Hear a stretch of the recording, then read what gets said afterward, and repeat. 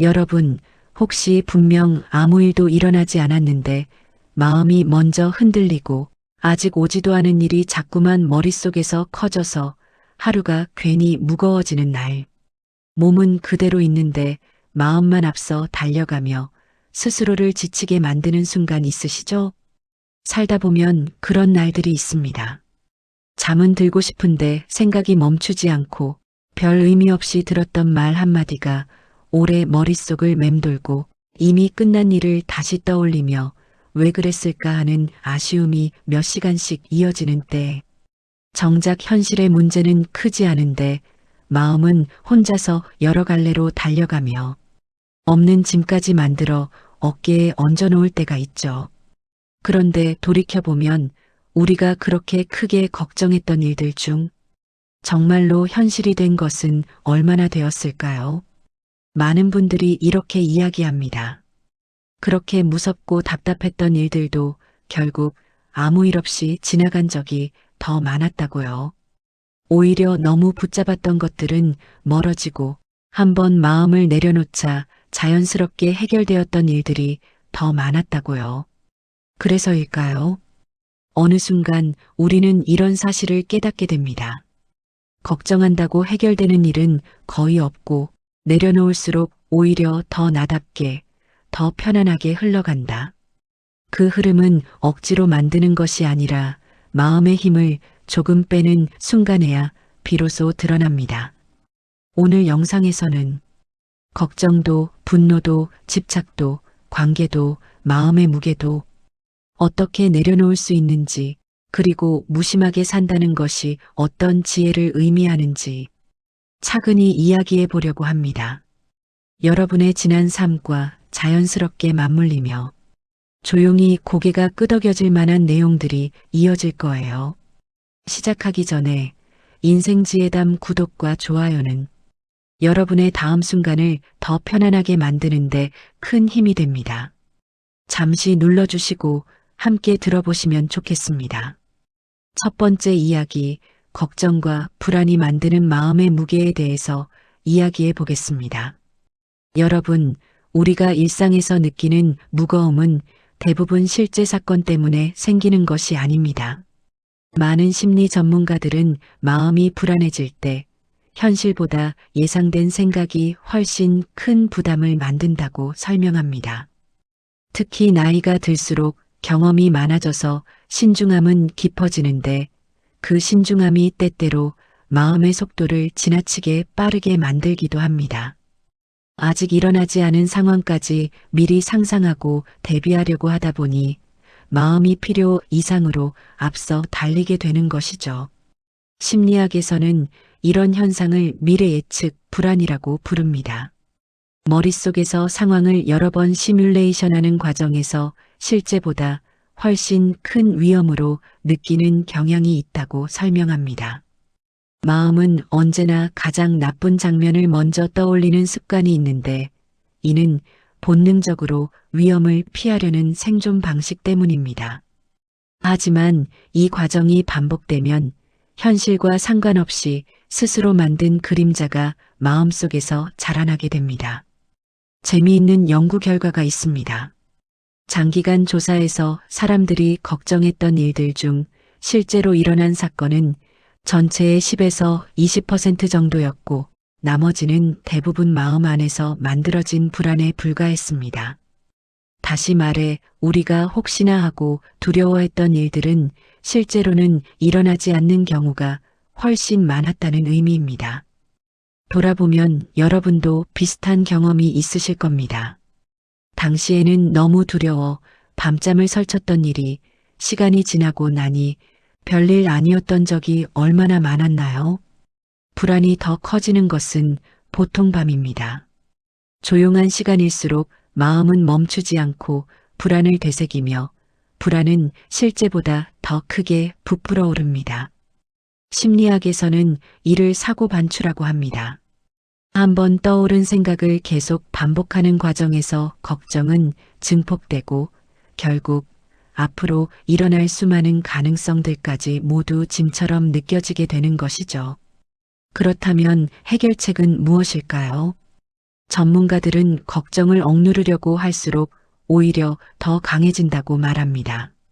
그래서 필요한 것은 걱정을 없애려는 게 아니라 걱정을 만들어내는 생각의 고리를 끊는 것입니다. 지금 보고 듣고 느끼는 현실에 잠시 시선을 돌리는 연습을 하는 겁니다. 심리치료에서는 이를 현재주의 훈련이라고 부르는데 단순한 호흡과 시선 전환만으로도 불안이 빠르게 줄어든다는 연구들이 있습니다. 깊은 숨을 한번 들이쉬고 창밖의 움직임을 한번 바라보고 발바닥이 바닥에 닿는 느낌을 잠시 느껴보는 것만으로도 마음의 속도가 눈에 띄게 느려진다고 합니다. 하지만 이런 말에 대해 반론도 있을 수 있습니다. 걱정을 해야 대비가 되고 불안을 느껴야 조심할 수 있는 것 아니냐는 질문입니다. 물론 걱정은 기본적인 대비를 도와줍니다. 그러나 걱정이 도움이 되는 범위는 짧고 명확합니다. 현실을 기반으로 필요한 준비를 하는 것은 대비이고 가능한 모든 위험을 상상하며 스스로를 소모하는 과정은 불안입니다.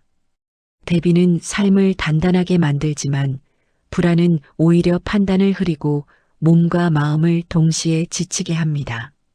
두 가지는 완전히 다릅니다. 그래서 저는 여러분께 이렇게 제안하고 싶습니다. 마음이 복잡해질 때 그 걱정이 실제 사실에 기반한 것인지 아니면 머릿속에서 커진 가능성인지 한번 가볍게 구분해 보시기 바랍니다. 그리고 사실이 아닌 걱정이라면 잠시 내려놓아도 괜찮습니다. 지금 발 딛고 있는 현재의 자리로 마음을 돌려보면 불안은 생각보다 빠르게 작아지고 하루는 훨씬 가벼워질 수 있습니다.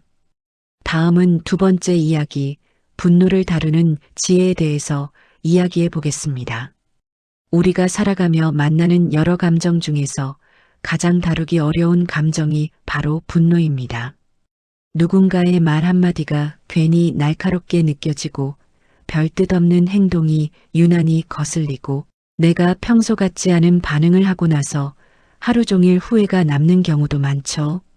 하지만 많은 심리학자들은 분노라는 감정 자체가 문제가 아니라 그 감정이 올라오는 순간에 어떻게 반응하느냐가 삶의 무게를 완전히 바꿔놓는다고 이야기합니다. 사람은 스트레스 상황에서 빠르게 반응하도록 만들어져 있습니다. 그래서 잠깐 화가 치밀어 오르는 것은 자연스러운 생리적 반응입니다. 그런데 이 순간 우리가 흔히 하는 실수가 있습니다. 그 짧은 반응을 나의 본 모습, 나의 성격, 나의 잘못이라고 받아들이는 것이죠. 하지만 분노는 나를 규정하는 감정이 아니라 그저 지나가는 파도와도 같습니다. 올라왔다가 사라지고 조금 흔들리지만 본래의 나를 바꾸지는 못합니다. 심리 연구에서 이런 말이 있습니다. 분노는 참는 것이 아니라 지나가도록 만들어주는 것이다. 이 말이 중요한 이유는 분노를 억누르면 오히려 더 강해지고 오래 남기 때문입니다. 억누른 감정은 다시 튀어오르기 마련이고 그때는 처음보다 더 큰 폭발로 이어질 가능성이 높습니다. 그래서 필요한 것은 참는 것이 아니라 멈추는 것입니다. 말을 잠시 멈추고 시선을 잠시 돌리고 숨을 한번 깊게 들이쉬는 아주 작은 멈춤. 이 3초의 여백이 감정의 파고를 낮추고 상황을 객관적으로 바라보게 합니다. 전문가들은 이것을 감정 중간 멈춤이라고 설명하는데 감정이 올라오는 순간 짧은 시간만 비워줘도 우리의 판단 능력과 시야가 놀랄 만큼 넓어진다고 합니다. 예를 하나 들어볼게요. 여러분, 도 아마 경험이 있을 겁니다. 가족이나 가까운 사람과 대화를 하다가 작은 말이 마음에 거슬렸던 순간들. 그 말이 상대의 의도와는 다르게 그날의 내 상태 때문에 더 큰 상처처럼 느껴졌던 적. 하지만 잠시 말을 멈추고 한 호흡만 했더라면 상황은 전혀 다른 방향으로 흘렀을 가능성이 높습니다. 감정이 가라앉은 뒤에는 별거 아닌 일처럼 느껴졌던 순간 말이죠. 이 과정에서 해결책은 크게 두 가지입니다. 첫째, 감정의 즉각 반응을 나의 성격으로 단정짓지 않는 것. 둘째, 감정이 올라올 때마다 짧게 멈추는 습관을 들이는 것. 이 두 가지는 분노를 약하게 만드는 것이 아니라 내가 흔들리지 않도록 마음의 근육을 단단하게 만들어주는 방식입니다. 그런데 어떤 분들은 이렇게 말합니다. 화를 참으면 속이 답답하고 멈추려고 해도 순간적으로 올라오는 감정을 어떻게 통제하느냐고요. 맞는 이야기입니다. 그래서 분노를 억누르는 방식으로는 절대 조절할 수 없습니다. 그 대신 감정을 있는 그대로 알아차리고 그 순간 짧게 3초만 멈추는 겁니다. 억누르는 것이 아니라 흐름을 늦추는 것이죠. 이 방법은 실제로 마음 건강 연구에서 분노 조절에 가장 효과적이라는 결과가 반복적으로 확인되었습니다. 결국 분노를 다룬다는 것은 감정을 없애는 것이 아니라 나를 지키는 기술을 배우는 과정입니다. 감정에 휘둘리는 사람이 아니라 감정을 이해하고 흐름을 조절하는 사람이 될 때 관계도 편안해지고 마음의 피로도 훨씬 줄어듭니다.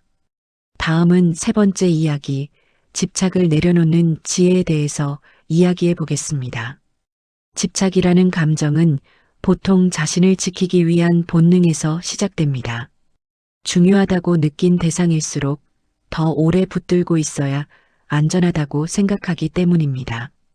심리학 연구에서는 이를 인지적 고착이라고 부르는데 사람이 특정 대상이나 상황에 정신적 에너지를 과도하게 집중하면 뇌는 그 외의 정보들을 거의 인식하지 못하게 된다고 설명합니다. 이 과정에서 시야는 좁아지고 원래는 여러 방향으로 흘러가던 문제의 흐름이 한 점에만 몰리게 됩니다. 집착이 불안을 만들고 불안이 다시 집착을 강화하는 고리가 여기서 생깁니다. 철학에서는 집착을 마음의 뿌리 깊은 긴장이라고 표현하기도 합니다. 특히 동양 철학에서는 무언가를 지나치게 움켜쥘수록 마음의 운동성이 사라져 흐름을 읽지 못한다고 말합니다. 노자 역시 가득 채우면 새어나오고 움켜쥐면 잃는다고 했지요. 이를 삶에 적용해보면 집착은 마음을 단단하게 만드는 대신 오히려 굳어지게 하고 그 결과 지금의 나에게 필요한 삶의 방향을 흐릿하게 만들게 됩니다. 실제 삶에서도 이런 장면은 자주 나타납니다. 떠난 사람이 남긴 공백을 메우기 위해 과거의 기억만 붙잡는 경우, 이미 흘러간 기회를 되돌리기 위해 지나간 날들을 끝없이 비교하는 경우, 한 번 실수로 잃은 재산을 몇 해가 지나도록 되짚으며 마음속에서만 손익을 계산하는 경우, 이 모든 상황의 공통점은 지금이 아니라 사라진 과거의 시선이 고정되어 있다는 점입니다. 그래서 현재의 선택이 무겁고 앞으로 가는 발걸음이 쉽게 힘들어지는 것입니다. 문제는 집착을 내려놓으려 할수록 오히려 마음이 더 조급해진다는 점입니다. 왜냐하면 인간의 뇌는 손실에 더 민감한 구조를 갖고 있기 때문입니다. 심리학에서는 이를 손실 회피 성향이라고 부르는데 무언가를 잃을 가능성에 직면하면 심지어 그 대상이 더 이상 나에게 필요 없는 것일지라도 붙잡고 있어야 한다고 착각하게 됩니다. 그래서 집착을 단순히 놓아버려야 한다고 말하는 것은 현실적인 해결책이 되기 어렵습니다. 그렇다면 방법은 무엇일까요? 전문가들은 놓는 것이 아니라 구분하는 것이 먼저라고 이야기합니다. 놓는 순간 사라지는 것, 놓아도 여전히 남아있는 것. 이 두 가지를 조용히 구분하는 과정이 집착을 약하게 만드는 첫 단계입니다. 놓는 순간 관계가 끊어지고 일상이 무너져 버린다면 그것은 애초에 내 삶과 자연스럽게 이어지지 않았던 것일 가능성이 높습니다. 반대로 손을 조금 놓아도 계속 흐름이 이어지는 관계와 일들은 비로소 내 길과 내 인연에 가깝습니다. 또 하나 중요한 점이 있습니다. 집착을 내려놓는다는 것은 노력을 멈추는 것이 아니라 결과를 억지로 주려 하지 않는 것입니다. 할 수 있는 범위까지 움직이고 나면 그 다음 흐름은 억지로 만들지 않는 것. 심리적 여유가 생기는 순간 뇌는 다시 넓은 시야를 회복하고 그동안 보이지 않던 해결책을 자연스럽게 인식하게 됩니다. 결국 집착을 내려놓는다는 것은 과거에서 현재로 마음의 초점을 옮기는 일입니다.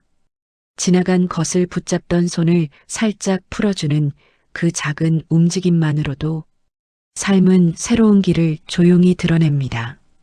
다음은 네 번째 이야기, 무심함의 본질에 대해서 이야기해 보겠습니다. 무심함이라는 말은 종종 오해를 받습니다.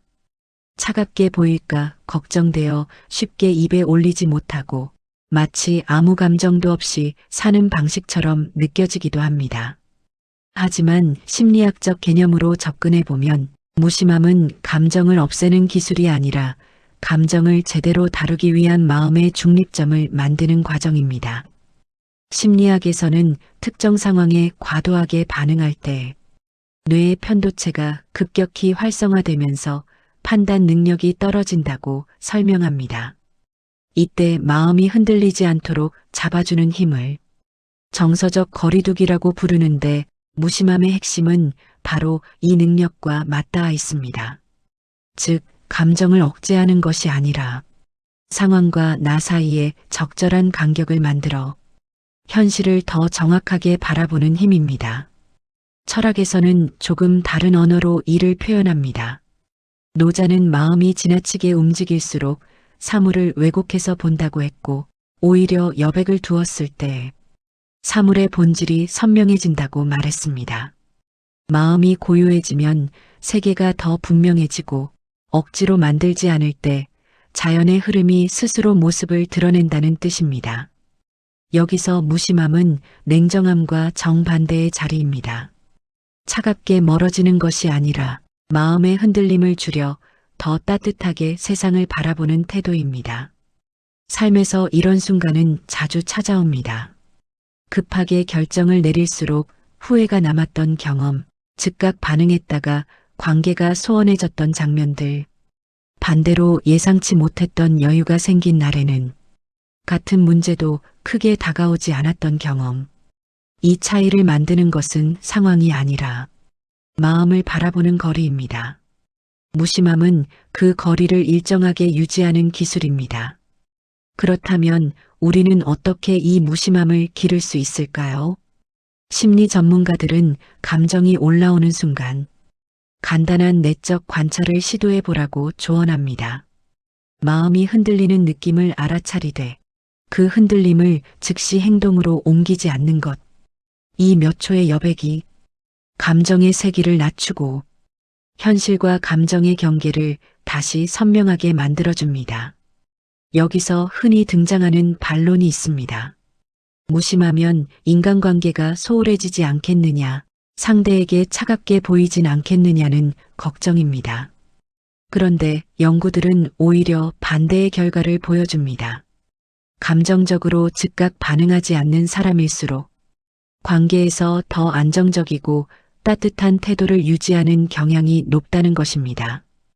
왜냐하면 감정의 파고에 흔들리지 않으면 상대의 말과 행동을 더 정확하게 이해할 수 있기 때문입니다. 감정의 과열이 줄어든 만큼 상대에게 전달되는 에너지도 부드러워집니다. 결국 무심함은 포기도 무관심도 철수도 아닙니다. 마음의 움직임을 억누르는 것이 아니라 흔들릴 때마다 중심으로 되돌아오는 능력입니다. 말과 행동을 가볍게 만들고 인간관계를 부드럽게 이어주고 인생의 흐름을 더 선명하게 보여주는 힘. 그것이 바로 무심함의 본질입니다. 다음은 5번째 이야기, 자연의 흐름에 대해서 이야기해 보겠습니다. 삶을 오래 돌아보면 한 가지 흥미로운 사실을 발견하게 됩니다. 우리가 강하게 밀어붙였던 일보다 오히려 조용히 다가온 흐름이 삶에 큰 변화를 만들었던 순간이 훨씬 많다는 점입니다. 심리학에서는 이를 우연 강화 효과라고 설명합니다. 의도하지 않았던 방향에서 기회가 생기고 예상 밖의 사건이 새로운 길을 열어주는 현상입니다. 이것은 단순한 운이 아니라 우리 뇌가 여유를 가질 때 더 넓은 정보를 포착할 수 있기 때문에 나타나는 자연스러운 결과입니다. 삶에도 비슷한 메커니즘이 존재합니다. 무언가를 억지로 바꾸려고 할수록 오히려 상황은 더 굳어지고 잠시 멈춰 흐름을 바라볼 때 그동안 보이지 않던 가능성이 서서히 떠오르기 시작합니다. 이것은 동양 철학에서도 자주 언급되는 법칙입니다. 물은 흘러가는 대로 길을 만들고 바람은 지나가는 대로 형태를 남긴다. 인생도 마찬가지로 흐름을 억지로 조이면 더 거칠어지고 흐름을 존중할 때 비로소 자연스러운 균형을 되찾습니다. 실제 삶에서 이런 경험은 자주 나타납니다. 갑작스러운 문제로 어렵다고 느꼈던 상황이 시간이 지나고 나서 돌이켜보면 새로운 기회로 이어졌던 적, 한때는 상실이라고 여겼던 관계가 훗날 더 좋은 인연을 데려온 적, 너무 B급으로 보였던 선택이 오히려 인생의 안전한 바닥이 되어준 적도 있었을 것입니다. 그때 당시에는 이유를 몰랐지만 지나고 보니 모든 일들이 서로 연결되어 있었음을 경험으로 체감한 순간들 말입니다. 이러한 흐름을 이해하는데 중요한 개념이 있습니다. 바로 과정 신뢰감. 미심리학 연구에서는 과정에 신뢰를 두는 사람일수록 불안과 조급함이 적고 오히려 인생의 변화에 더 유연하게 적응한다고 말합니다. 과정을 믿는다는 것은 방관이나 포기가 아니라 내가 할 일은 하고 그 다음은 흐름에 맡긴다는 태도입니다. 이 태도가 있을 때 마음의 긴장이 풀리고 현실을 해석하는 시야가 훨씬 넓어집니다. 반론으로 이런 말이 종종 나옵니다. 흐름을 믿으면 너무 느슨해지고 운에 맡기는 것처럼 보이지 않겠느냐는 걱정입니다. 하지만 이것은 오해입니다. 흐름을 믿는 사람은 움직임을 멈추지 않습니다. 단지 필요 이상의 힘만 빼는 것입니다. 삶을 억지로 비틀어 바꾸려는 노력을 줄이는 것일 뿐, 내가 해야 할 일, 준비해야 할 부분은 여전히 주도적으로 이어갑니다. 즉, 방향은 내가 정하되 속도와 시점은 자연의 흐름에 맡기는 지혜입니다. 대안은 의외로 간단합니다. 결과를 맞추려는 시선을 잠시 내려놓고 지금 일어나고 있는 작은 변화들을 관찰하는 것입니다. 평소라면 지나쳤을 감정의 움직임, 사람과의 대화에서 느껴지는 미세한 기류, 일상의 흐름에서 생기는 작은 균열들, 이런 요소들을 가만히 바라보고 있을 때 삶은 조용히 방향을 알려줍니다. 그리고 그 흐름은 억지로 만들어내지 않아도 이미 여러분의 발걸음을 이끌 준비를 하고 있습니다. 결국 자연의 흐름을 따른다는 것은 삶을 포기하는 것이 아니라 삶이 이미 나를 향해 움직이고 있음을 받아들이는 일입니다. 그 믿음이 생기는 순간 마음은 가벼워지고 발걸음은 훨씬 부드러워집니다. 다음은 6번째 이야기, 관계에서 필요한 적당한 거리감에 대해서 이야기해 보겠습니다. 사람과 사람 사이의 관계는 언제나 단순하지 않습니다. 감정은 하루에도 수십 번 바뀌고 상대의 말투 하나, 표정 하나에 우리 마음속 파도는 조용히 또는 크게 흔들립니다.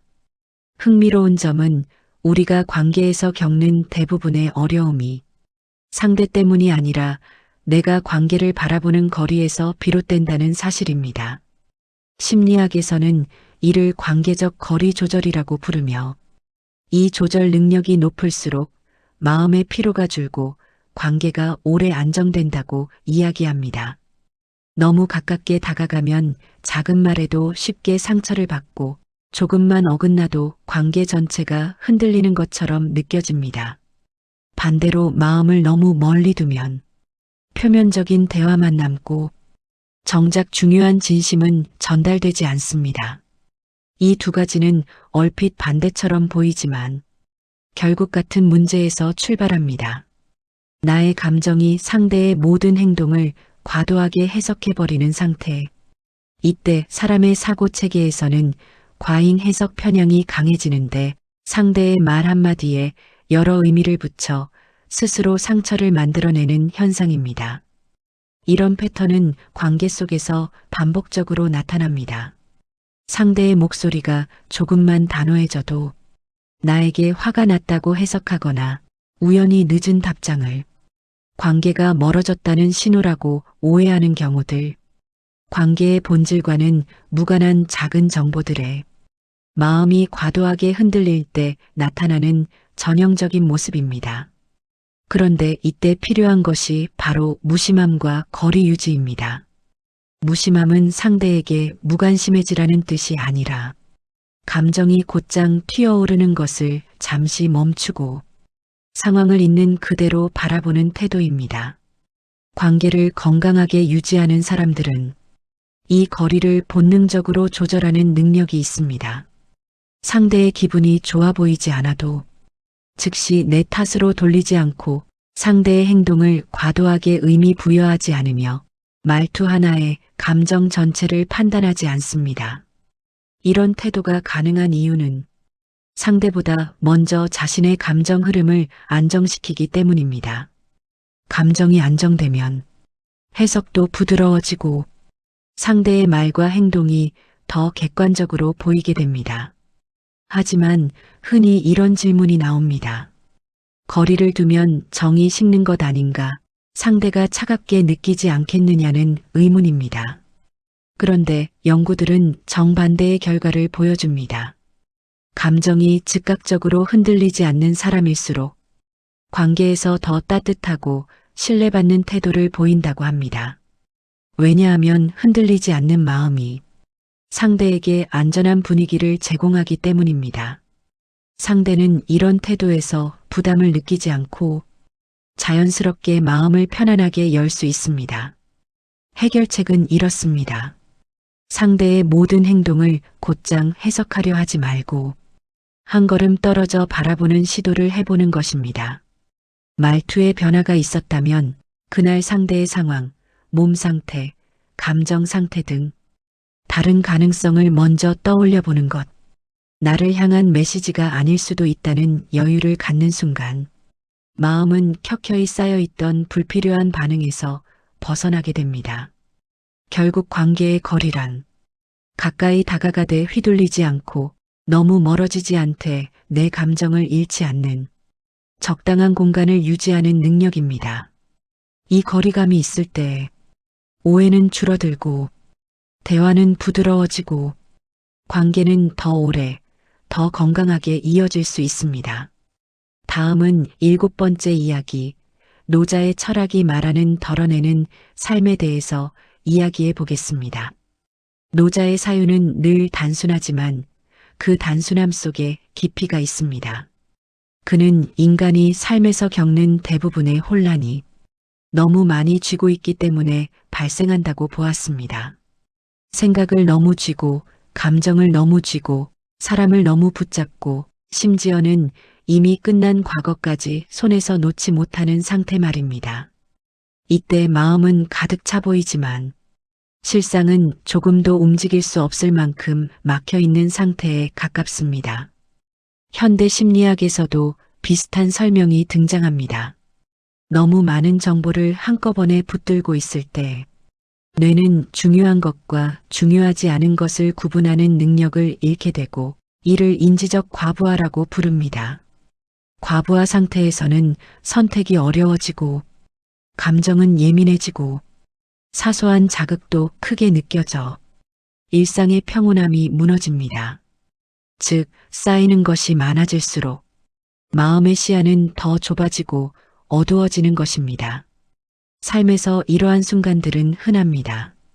이미 끝난 관계를 마음속에서만 계속 붙잡아 두었을 때 지나간 시간을 되돌릴 수 없음을 알면서도 그 시절만 반복해서 떠올릴 때 더 잘해야 한다는 압박감 때문에 스스로에게 너무 많은 책임을 부여했을 때 이런 경험들은 우리 마음을 무겁게 만들고 현재 경험해야 할 기쁨과 여유마저 가려버립니다. 노자는 이를 비우면 채워지고 덜어내면 보인다고 표현했습니다. 이 말은 단순히 소유를 줄이자는 이야기가 아닙니다. 마음의 복잡함이 줄어들 때 비로소 삶의 본질이 보인다는 뜻입니다. 여백이 생기면 시야가 넓어지고 시야가 넓어지면 마음은 다시 움직일 힘을 얻게 됩니다. 그러나 여기서 흔히 나오는 반론은 이렇습니다. 덜어내다 보면 무책임해지는 것 아닌가, 비우면 삶의 동력이 떨어지지 않겠느냐는 걱정입니다. 하지만 실제로는 그 반대입니다. 심리학 연구에서는 마음의 여백이 생긴 사람일수록 결정력이 높아지고 일의 우선순위를 정확히 판단한다고 말합니다.